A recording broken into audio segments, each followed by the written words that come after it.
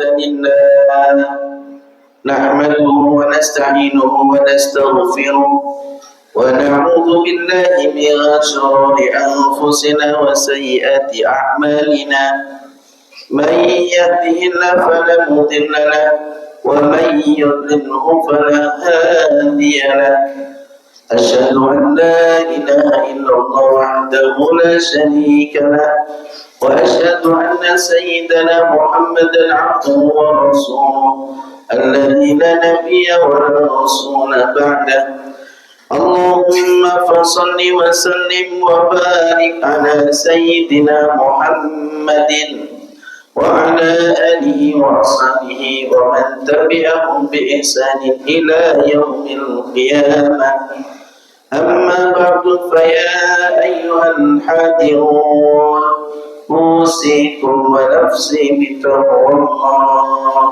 وطاعته لعلكم تفلحون فقد قال الله تعالى في كتابه العزيز أعوذ بالله من الشيطان الرجيم يا أيها الذين آمنوا اتقوا الله حق تقاته ولا تموتن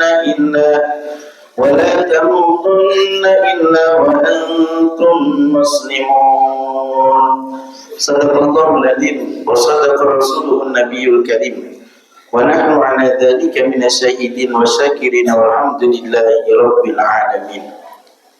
Ma'asyiral hadirin jamaah salat Jumat rahimani wa rahimakumullah wa hafizakumullah. Syukur biqauli alhamdulillahi rabbil alamin. Pada tempat dan waktu yang insyaallah penuh keberkahan, penuh rahmat dari Allah Subhanahu wa taala, dan diberikan kesempatan oleh Allah Subhanahu wa taala dengan diberikan nikmat sehat wal afiat, nikmat taufik dan hidayah, ridha dan inayah, sehingga mampu bersama-sama kita hadir menjalankan kewajiban kita sebagai Allah Subhanahu wa taala, itu menunaikan salat Jumat secara berjamaah. Mudah-mudahan kepandian kita menggunakan nikmat yang Allah berikan untuk senantiasa beribadah, menjadikan sebab Allah tambahkan nikmat kepada kita semua, dan kita mendapatkan nikmat tertinggi di dunia, yaitu meninggalkan dunia ini dalam keadaan husnul khatimah. Amin ya rabbal alamin. Salam dan salam mudah-mudahan selalu terlimpah curah atas manusia pilihan baginda Nabi Agung Muhammad sallallahu alaihi wasallam. Mudah-mudahan sekali lagi usaha yang kita lakukan dalam rangka menghidupkan sunnah beliau, mengikuti ajaran beliau, jadikan satu garansi kita diberikan syafaat nanti di yaumil qiyamah, dikumpulkan dalam rombongan umat Nabi Yuna, dan sekali lagi dikumpulkan dalam surganya Allah Subhanahu wa taala. Ma'asyiral hadirin rahimani wa rahimakumullah. Kalau ditanya apa motif terbesar seseorang melakukan sesuatu di dalam kehidupannya, maka pasti jawabannya dia adalah mencari sebuah kebahagiaan. Kelelahan yang dia rasakan, kesusahan yang dia hadapi, kesukaran yang mungkin tiada henti dia pikirkan, masuk ke dalam sendi kehidupannya sehari-hari, tidak lain dan tidak bukan adalah sebagai usaha untuk mencapai yang namanya kebahagiaan. Tetapi sekali lagi, cara memandang kebahagiaan yang berbeda itulah yang menjadi problem dari kita sekalian. Banyak orang menilai kebahagiaan hanya dari satu sisi, lupa dengan sisi yang lain. Atau bisa jadi tolak ukur dari kebahagiaan itu adalah dari orang lain, bukan dirinya sendiri. Yang dimiliki orang lain membuat orang lain bahagia, itu juga bisa menjadi bahagia kalau kita miliki. Sebaliknya, ketika kita tidak memiliki yang orang lain miliki, bisa jadi kita tidak bahagia. Indikator kebahagiaan seperti itulah yang akan membuat kita tersandra seumur hidup kita mencari yang namanya kebahagiaan. Padahal sudah dikatakan bahwa sekali lagi mencari kebahagiaan itu harus dengan indikator yang sama, harus tujuan yang sama. Yang namanya orang beriman, maka kunci kebahagiaannya adalah Rabbana atina fid dunya hasanah wa fil akhirati hasanah wa qina adzabannar. Visinya jauh sampai ke akhirat. Tidak hanya kebahagiaan di dunia, tetapi juga bahagia di akhirat. Kalau orang mencari kebahagiaan dunia dan akhirat, maka dia akan membetulkan caranya, akan membetulkan usahanya. Tetapi kalau hanya dunia yang dia kejar untuk kebahagiaan, maka mungkin dia akan menghalalkan segala cara. Lantas bagaimana untuk mendapatkan dua kebahagiaan yang purnama, yang sempurna tersebut? Al-Imam An-Nawawi menyampaikan kepada kita dalam sebuah kalimat yang luar biasa. Wa alamatus sa'adah arba'un. Tanda orang-orang yang bahagia itu ada 4. 4 ini kalau kita usahakan di dalam kehidupan kita, maka insya Allah akan mendapatkan yang namanya kebahagiaan yang orientasinya tidak hanya dunia, tetapi hatta akhirat, sampai ke negeri akhirat. Apa yang pertama? Dzikrul dzunubil madiyah. Ketika seseorang selalu mengingat dosa-dosa yang telah dia lakukan, maka ini akan membawanya kepada kebahagiaan. Kita tentu sering diberikan pemahaman, gambaran oleh guru-guru kita, oleh para ulama kita, bagaimana sebuah dosa itu mampu menyandera orang-orang yang berbuat dosa tersebut di dalam kesengsaraan. Jangankan kebahagiaan, kehinaan yang terus akan menderanya ketika seseorang terus-menerus melakukan dosa. Untuk menghindari seseorang terus-menerus melakukan dosa, maka yang harus dia lakukan adalah dzikrul dzunub, mengingat dosa-dosa yang telah dia lakukan. Harus ada keyakinan dosa ini adalah dosa yang akan punya dampak luar biasa dalam kehidupannya. Ketika dia akan melakukan dosa yang baru, dia ingat dosa yang dia lakukan. Kalau sekarang kita mudah berbuat dosa, bahkan dengan dosa yang sangat bervariatif, itu bisa jadi karena kita sering melalaikan dosa-dosa yang kita perbuat. Kita entengkan, kita mudahkan.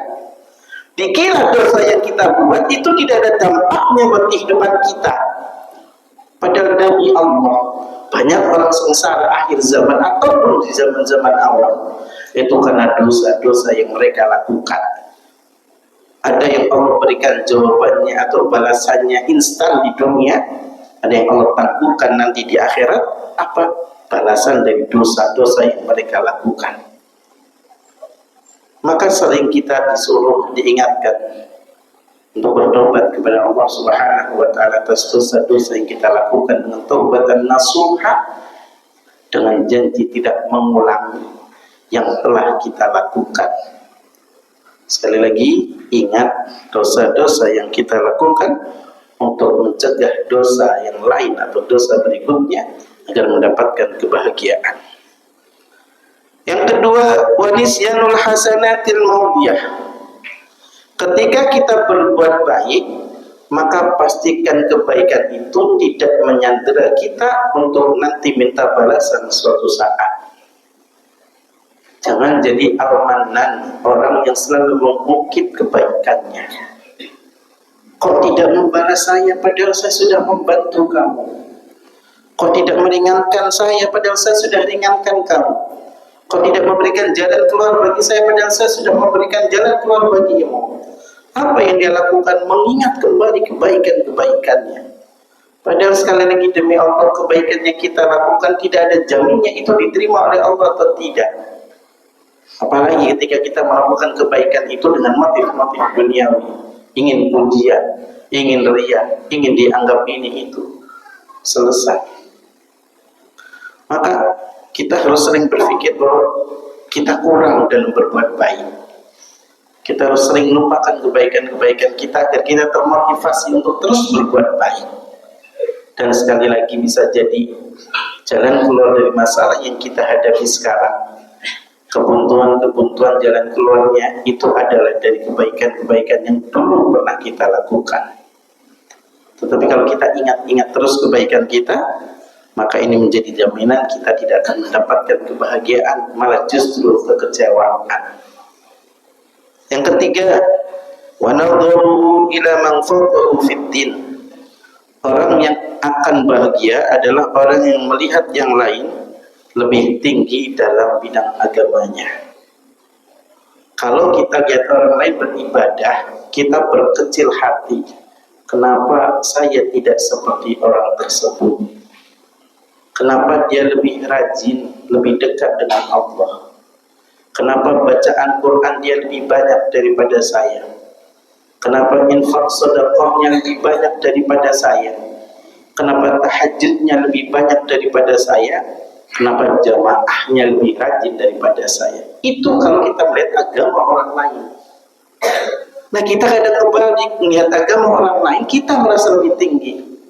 Saya baru azan sudah ke masjid, dia masih duduk-duduk ngobrol-ngobrol.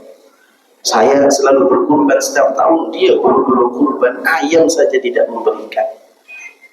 Saya waktunya sholat selalu standby, dia kita selesai zikir saja masih duduk-duduk tidak jelas. Itu kita melihat orang lain lebih rendah dalam agama, padahal itu demi Allah tidak boleh. Dan kita tidak tahu kondisi dia sebenarnya, bisa jadi dia lebih mulia daripada kita. Banyak kok kisah yang menyebutkan orang yang dianggap hina, yang dianggap tidak berkualitas, ternyata sangat dicintai oleh Rasulullah. Kedudukannya tinggi di hadapan Allah Subhanahu wa Ta'ala. Maka dalam urusan agama, lihat orang lebih saleh daripada kita agar kita termotivasi. Dan yang terakhir, wa nadharuhu ila man dunahu fid dunya, kembali. Ketika lihat orang-orang dalam kondisi keduniaan, kita harus merasa kita lebih beruntung. Alhamdulillah hari ini bisa makan sekali. Bisa jadi tetangga kita tidak bisa makan berhari-hari. Alhamdulillah saya punya handphone walaupun kotor, bisa jadi tetangga saya tidak punya handphone. Alhamdulillah saya bisa berjalan dengan sehat, bisa jadi tetangga saya tidak bisa berjalan walaupun dia punya mobil dan lain-lain. Dalam kehidupan dunia kita harus melihat bahwa kita lebih, agar apa? Agar kita selalu bisa bersyukur kepada Allah Subhanahu wa Ta'ala. Jangan dibalik, lihat dalam kondisi dunia orang selalu lebih terus. Kalau itu yang kita lihat, maka tidak sabar kita bersuudzon terhadap takdir dari Allah. Padahal sekali lagi, ketika kita melihat orang lain di dalam urusan dunia lebih rendah, kita bersyukur, maka insya Allah kebahagiaan akan terus menempel pada diri kita.